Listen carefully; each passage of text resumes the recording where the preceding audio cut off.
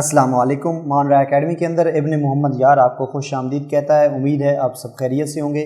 आज हमने बात करनी है computer class 10th chapter number 1.3 constants and variables.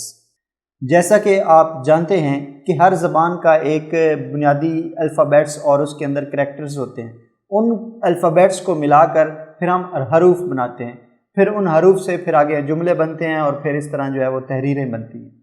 तो यहाँ अगर सी लैंग्वेज की बात की जाए तो इसमें भी तीन जो है वो ख़ास चीज़ें मौजूद हैं, जिसमें अल्फ़ाबेट्स आते हैं कैपिटल ABCXYZ तक और स्मॉल ABCXYZ तक। उसके बाद इसमें डिजिट्स आती हैं 0 से 9 तक, यानी तमाम डिजिट्स जो हैं वो इसके अंदर आते हैं।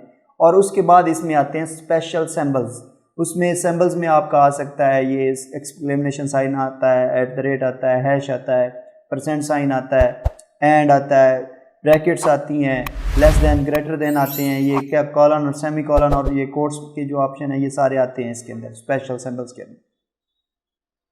और इन तीनों चीज़ों को मिलाकर ये अल्फ़ाबेट्स, डिजिट्स और स्पेशल सिंबल्स जो हैं इनको मिलाते हैं जब, तो फिर हमारे पास एक मुकम्मल करैक्टर सेट जो है वो सी का बनता है, जिनको हम जो है वो कीवर्ड्स भी कहते हैं। जो रिजर्व वर्ड पहले आप पढ़ चुके हैं वो भी इसी तरह बनाए जाते हैं। ये वेरिएबल्स भी इसी तरह बनते हैं और कांस्टेंट्स भी इन्हीं से बनते हैं।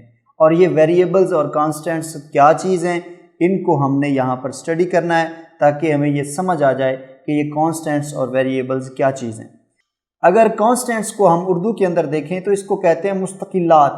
मुस्तकिलात का मतलब ये होता है कि ऐसी कीमतें जिन्हें प्रोग्राम तब्दील नहीं कर सकता, यानी मुकम्मल तौर पर ये स्पेसिफिक होते हैं और इनकी वैल्यू जो है वो तब्दील नहीं हो सकती। जो वैल्यू है वो ही रहेगी और वो वैल्यू तब्दील नहीं हो सकेगी। ये होते हैं कांस्टेंट्स। और ये कांस्टेंट जो हैं ये भी अगर लैंग्वेज में हम आएँ, सी लैंग्वेज के अंदर आएँ, तो इस लैंग्वेज के अंदर हमारे पास 3 तरह के कांस्टेंट्स होते हैं, यानी 3 तरह के मुस्तकिलात होते हैं। पहली किस्म है इंटीजर मुस्तकिलात यानी इंटीजर कांस्टेंट्स। दूसरी है रियल कांस्टेंट्स यानी हकीकी मुस्तकिलात। तीसरी किस्म है करैक्टर कांस्टेंट्स यानी करैक्टर मुस्तकिलात। अब हम बारी बारी देख लेते हैं कि ये क्या हैं।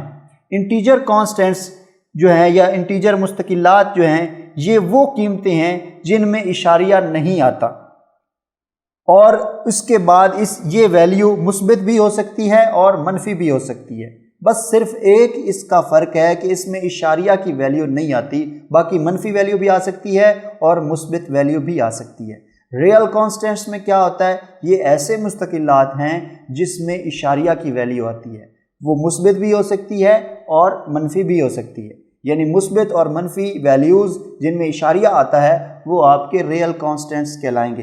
करैक्टर कांस्टेंट्स जो है ये कोई single small case letter, upper case letter यानी छोटी ABC, बड़ी ABC में से कोई भी एक जो है वो लेटर, और डिजिट में कोई एक लेटर, पंक्चुएशन मार्क में हो सकता है, स्पेशल सिंबल का कोई एक लेटर हो सकता है, लेकिन वो एक लेटर जो है ये सिंगल कोट के अंदर होगा।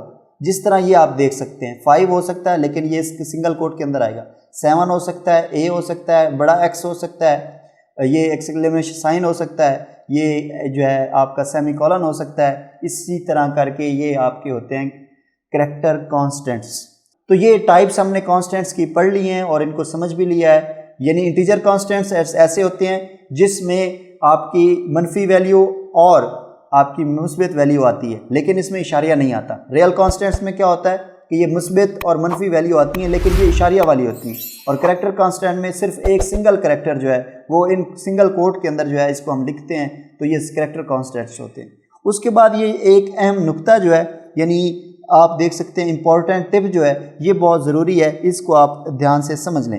अब ये है कि जब अगर आपने करैक्टर कांस्टेंट के अंदर किसी एक वैल्यू को लिख दिया है, यानी कि आपने कोई भी आपने यहाँ पर वैल्यू लिख दी है, डिजिट्स लिख दी हैं, तो वो डिजिट्स यहाँ पर उनकी वैल्यू काउंट नहीं होगी, वो मैथमेटिकल के तौर पर उनको हम काउंट नहीं कर सकेंगे।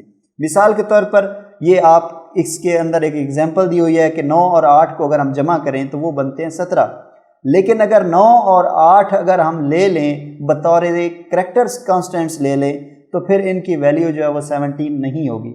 ये अब 9 और प्लस 8 जो है ये 17 के बराबर नहीं होंगे। यानी कि ये आप ये मत समझिए कि आप करैक्टर कांस्टेंट में ये डिजिट्स लें तो फिर जब इनको मैथमेटिकल आप देखें तो ये वही रिज़ल्ट दें जो ये वैसे दे रहे थे। तो इस तरह ये नहीं करते, ये आप यहाँ पर ध्यान से समझ लें।